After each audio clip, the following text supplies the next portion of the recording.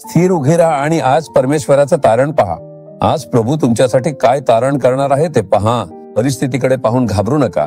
फिरोच्या सैन्याकडे पाहून घाबरू नका. लाल समुद्राकडे पाहून घाबरू नका. स्थिर उभे राहा आणि प्रभू तुमच्यासाठी करत असलेला चमत्कार पहा. तुम्हाला माहितीये का प्रभूने काय केले? त्याने समुद्र 2 भागांत विभागला. त्याने 18 किलोमीटर रुंद असलेला समुद्र विभागला आणि मध्ये कोरडी जमीन झाली. जर तिथं पाणी साचले असते तर पाणी ओसरल्यानंतरही जमीन ओलसर राहिली असती, पण तसं काही झालं नाही. ती जमीन पूर्णपणे कोरडी झाली. हाच तो चमत्कार आहे. आपला प्रभू हा अलौकिक चमत्कार करणार आहे. आपण पाहतो की त्याने त्यांना समुद्राच्या मधून कोरड्या जमिनीवरून नेले आणि त्यांची सुटका केली. तोच देव तुमच्यासाठीही मार्ग उघडणार आहे. तुम्ही विचार करताय का सर्व बाजूनी धोका आहे म्हणून आता काही मार्गच उरलेला नाही? प्रभू तुमच्यासाठी एक अनपेक्षित मार्ग उघडणार आहे. फक्त शांत उभे राहा आणि पहा. तुम्ही प्रभूचा चमत्कार पाहाल. घाबरू नका. ज्या परिस्थितीची तुम्हाला भीती वाटते ती बदलून जाईल.